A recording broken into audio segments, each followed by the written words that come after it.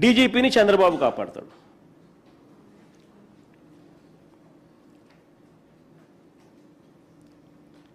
ఇవన్నీ రాష్ట్రంలో కనిపిస్తా ఉన్న, మన కళ్ళ ఎదుటే కనిపిస్తా ఉన్న సాక్ష్యాలు. కుప్పకూలిన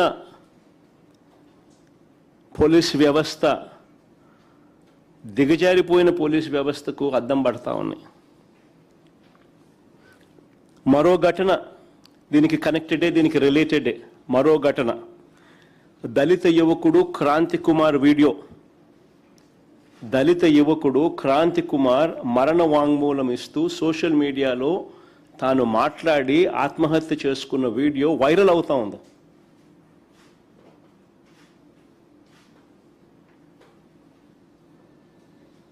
అయినా తన చావుకు కారణం, ఆ వీడియోలో తాను మాట్లాడుతూ, క్రాంతి కుమార్ మాట్లాడుతూ, ఆ పిల్లాడు మాట్లాడుతూ తన చావుకు కారణం ఇదే పోలీస్ స్టేషన్, ఇదే సిఐ పేరు చెప్పి మరణ వాంగ్మూలం ఇస్తూ తన ఆత్మహత్య చేసుకుని ఆ వీడియో వైరల్ అవుతా ఉన్నా కూడా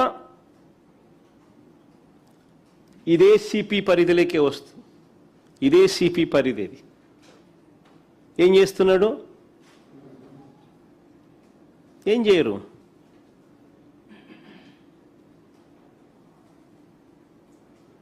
డీజీపీ ఏం చేస్తా ఉన్నాడు? ఏం చేయడు.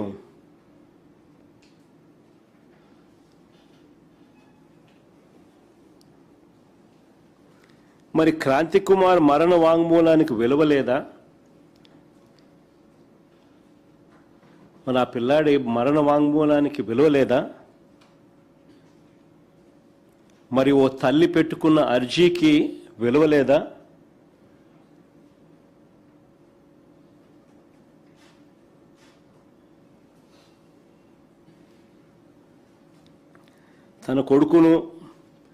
తన కొడుకు కోసం సాయికృష్ణ తల్లి వేదన పడుతూ రోజు పోలీస్ స్టేషన్ చుట్టూ తిరుగుతూ అర్జీలు పెట్టుకున్న దానికి విలువ లేదు. ఓ యంగ్స్టర్ చనిపోతూ ఆత్మహత్య చేసుకుంటూ మరణ వాంగ్మూలం ఇచ్చి సోషల్ మీడియాలో వైరల్ అయినా కూడా ఆ మరణ వాంగ్మూలానికి విలువ లేదు.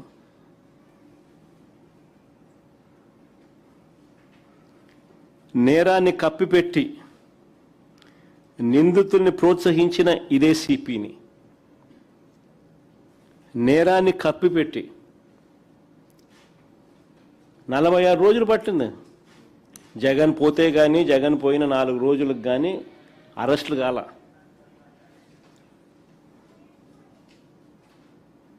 ఆ అరెస్టులలో కూడా చిన్న చిన్నోళ్ళను, పెద్దోళ్ళని విడిచిపెట్టి,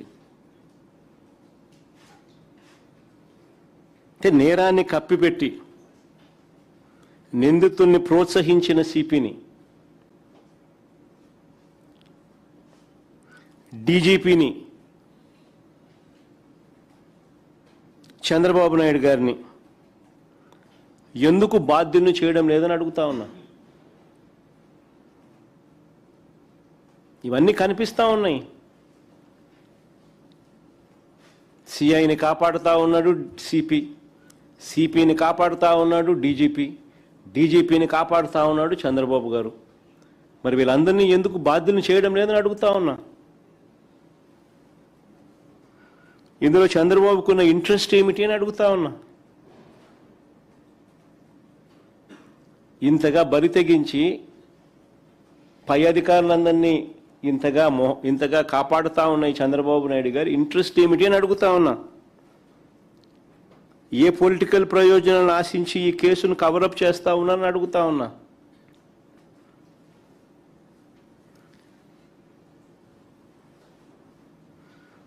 ఎప్పుడు ఈ ఘటనలు జరిగాయి, ఎన్ని రోజుల తర్వాత తప్పనిసరి పరిస్థితుల్లో వీళ్ళు రియాక్ట్ కాక తప్పలేదు? అసలు ఈ ఘటన గన ఇంత పెద్దది కాకపోయిందంటే, జగన్ కూడా పోకపోయిందంటే అసలు ఇన్సిడెంటే లేదు, కవరప్పు.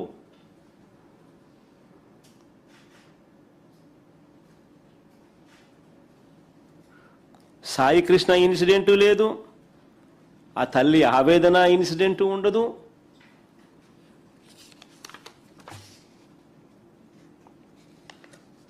ఇంకో పిల్లాడు క్రాంతి కుమార్ ఇన్సిడెంటు లేదు.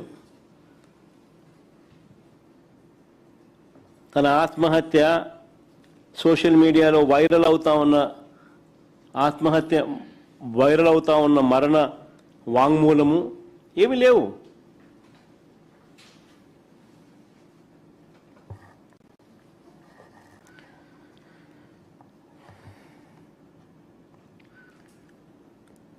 కృష్ణలంక పోలీస్ స్టేషన్లో ఇది ఇంకా ఆశ్చర్యం.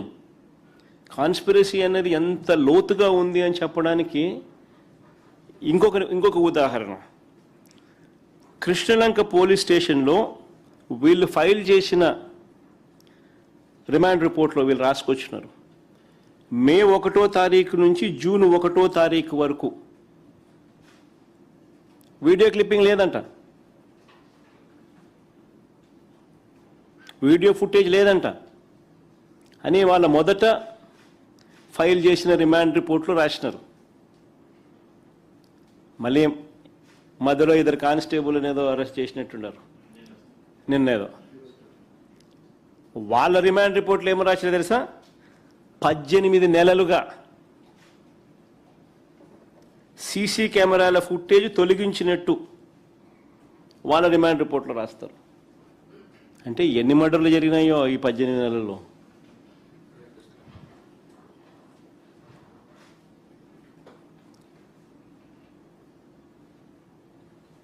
పద్దెనిమిది నెలలుగా లేదంట. ఇది ఎలా సాధ్యమని అడుగుతా ఉన్నాను. ఇక విజయవాడ ఈ so called state head quarters, so called state head క్వార్టర్స్లో డీజీపీ ఆఫీస్ ఇక్కడే, సిపి ఆఫీస్ ఇక్కడే, చంద్రబాబు నాయుడు ఉండేది ఇక్కడే, హోమ్ మినిస్టర్ ఆఫీస్ ఇక్కడే. వీళ్ళందరి కళ్ళ ముందే ఏ రకంగా నీకు పోలీస్ స్టేషన్లో సీసీ ఫుటేజ్ లేకుండా ఎట్టబోతుంది?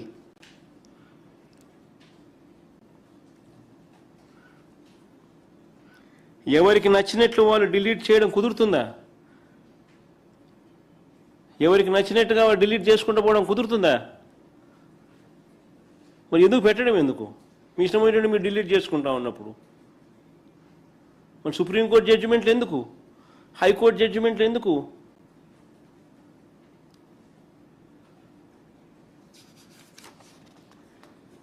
పోనీ ఇక్కడ డిలీట్ చేస్తే, పోనీ పోలీస్ స్టేషన్లో ఇక్కడ డిలీట్ చేస్తే కమాండ్ కంట్రోల్ సెంటర్లో ఉన్న ఫుటేజ్ ఏమైంది? ఒక చోట డిలీట్ చేస్తే రెండో చోట ఎక్కడ ఉండదా? పోలీస్ స్టేషన్లో డిలీట్ చేస్తే కమాండ్ కంట్రోల్ సెంటర్లో ఉన్న ఫుటేజ్ ఏమైంది? వీడియో ఫుటేజ్ ఏమైంది? సిపి ఆఫీస్లో దీనికి సంబంధించిన ఫుటేజ్ ఏమైంది? డీజీపీ ఆఫీస్లో దీనికి సంబంధించిన ఫుటేజ్ ఏమైంది? పోలీసు వ్యవస్థను నిజంగా ఎలా దుర్వినియోగం చేస్తూ ఉన్నారు అని చెప్పడానికి ఇది ఇంకొక నిదర్శనం కాదా అని అడుగుతా ఉన్నా.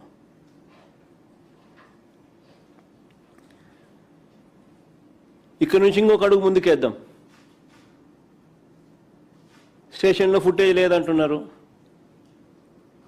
కొన్ని విజయవాడ నగరంలోని బస్టాండు, విజయవాడ నగరంలోని రైల్వే స్టేషన్లు, విజయవాడ నగరంలోని రోడ్ జంక్షన్స్, విజయవాడ నగరంలోని పబ్లిక్ ప్లేసులు,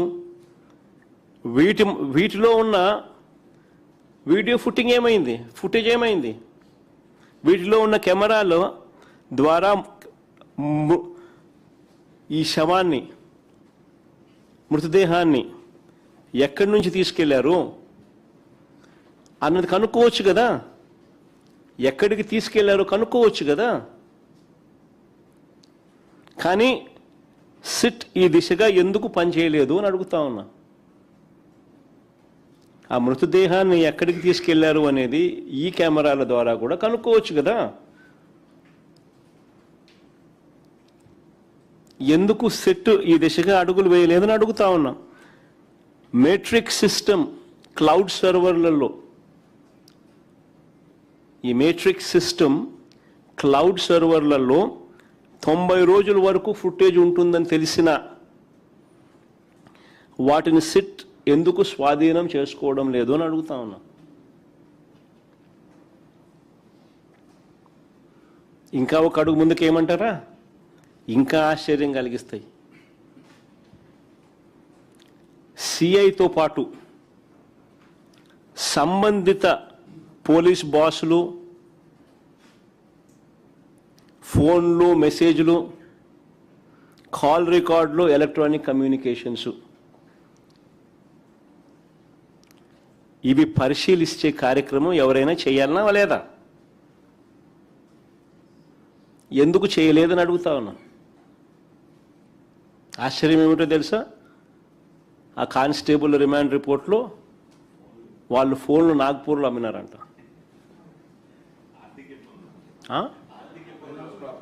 ఆర్థిక ఇబ్బందుల వల్ల వాళ్ళ ఫోన్లు నాగ్పూర్లో వాళ్ళు అమ్మినారంట. అసలు ఏమిది? మనిషిని చంపేసినారు, శవాన్ని కనపడకుండా చేసేసినారు, వీడియో ఫుటేజ్ లేదు, మాయం చేసినారు.